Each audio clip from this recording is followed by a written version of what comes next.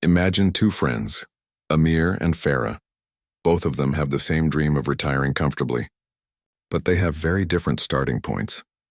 Amir starts investing $200 a month at just 22 years old, while Farah decides to wait until she's 35, then puts in $500 a month. So here's the big question. Who ends up with more money at 60? It's Amir, and not just by a little. Amir ends up with over $200,000 more than Farah, even though Farah actually put in more money in total. Let that sink in for a second, because that right there is the power of starting early, and that's exactly what we're going to unpack today. Hi, welcome back. I'm Charlie, and this is the show where we talk about money and investing in a way that's simple, honest, and straight to the point. No confusing terms, no scary numbers, just real things you can actually use in your life right now. All right, let's get into it. Part 1. Compound interest. The first thing we need to talk about is compound interest, because it is honestly the most powerful force in all of investing. So what exactly is it? The simple version is this: you earn returns not just on the money you put in, but on everything that has already grown.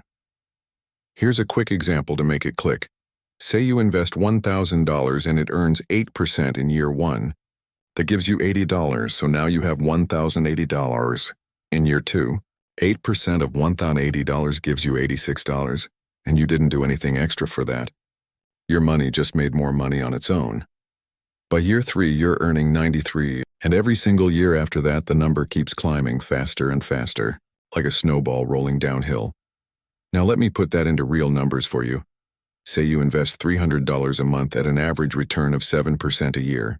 If you start at 22, by the time you're 60, you'll have around $900,000 sitting in your account.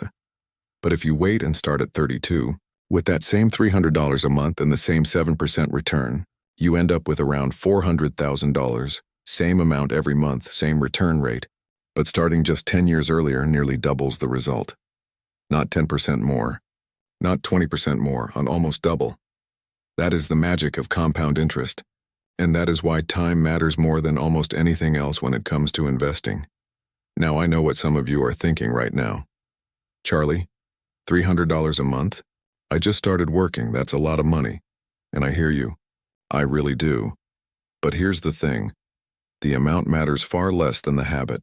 A small amount invested every single month will always beat doing nothing, every single time. The goal right now isn't to invest big. The goal is simply to start. Because starting is what turns on the clock. And the clock is everything. Part 2. Why your 20s, so we know compound interest is powerful.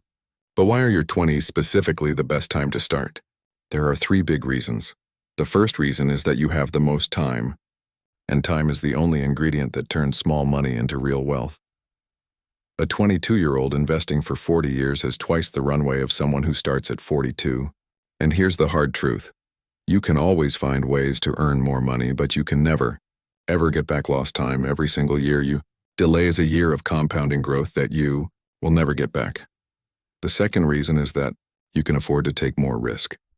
Higher risk investments like stocks tend to grow more over the long run, but they can also drop significantly in the short term. And here's where your age is your biggest advantage.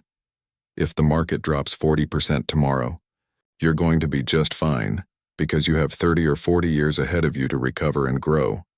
A 58-year-old doesn't have that kind of runway, but you do.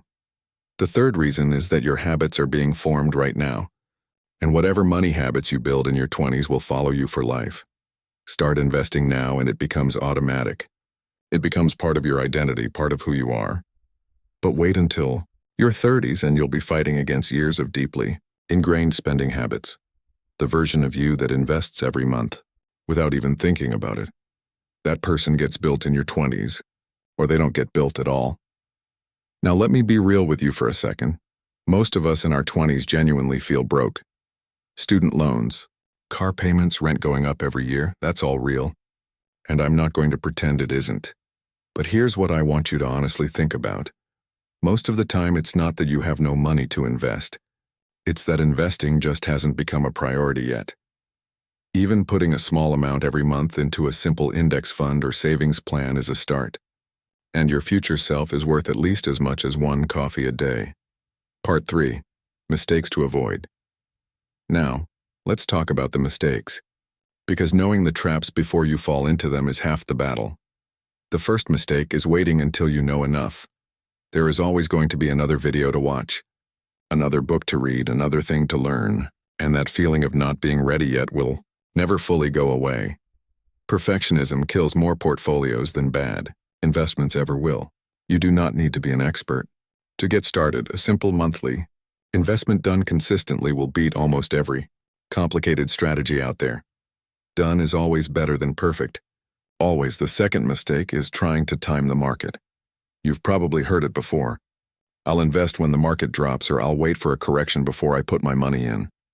The problem is that nobody actually knows when that moment is coming. Not you, not me, not the experts you see on TV. Research consistently shows that time in the market beats timing the market every single time.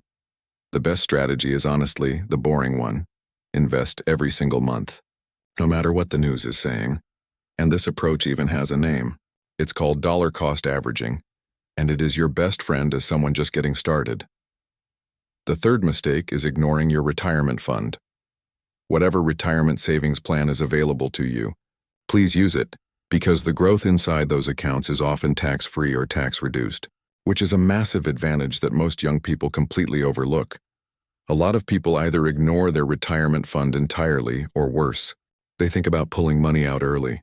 Please don't do that. Protect your retirement fund like your entire future depends on it. Because honestly, it does. The fourth mistake is lifestyle inflation, and this one is the sneakiest of all. You get a raise, which is great, but then suddenly the car gets upgraded, the apartment gets a little bigger, and the phone gets replaced with the newest model. Every single dollar you spend upgrading your lifestyle, instead of investing it, is compound interest that you will never see, and over decades that adds up to an absolutely enormous amount of money. I'm not saying don't enjoy your life. Please do enjoy your life. But try to keep your lifestyle growing just a little slower than your income, because even that small gap, invested every month, compounds into something truly life-changing over time. Part 4. What you can do this week. All right. Enough theory. Let's make this real and practical. Here are 3 concrete steps you can take this week. The first step is to start with your retirement fund. Whatever retirement or pension plan your employer offers, go in and maximize your contributions right now. If there's an option to make extra voluntary contributions, do it, because tax-free or tax-reduced compound growth is one of the most powerful financial advantages available to you. Always start here first. The second step is to open a personal investment account. There are so many beginner-friendly platforms available now, no matter where you are in the world, and most of them let you get started with very little money. Look for low-cost index funds or ETF. And my biggest piece of advice here, don't overthink which platform to use. The best investment account is simply the one you actually open and actually start using. So just pick one and go. The third step, and honestly the most important one, is to automate your investing completely. Set up an automatic transfer so that every single month on payday, a fixed amount moves straight from your bank into your investment account before you even see it. Before you spend it, before you talk yourself out of it, it just goes automatically. You won't miss it after a few months. It becomes invisible in the background, and it quietly builds your future while you're out there living your life. I want to leave you with just one final thought. Investing in your 20s isn't about getting rich quickly, and it's about giving your future self real options. Options to not be panicking about money at 55. Options to retire on your own terms without depending on anyone. Options to be genuinely generous with the people and the causes you care about most. Start small, start now, and just stay consistent, because your future self will be so incredibly glad that you did. That's everything for today, and if this episode helped you in any way, please share it with a friend who's in their 20s. It costs you absolutely nothing, but it could genuinely change the direction of their financial life. Next week, we're getting into the actual investments.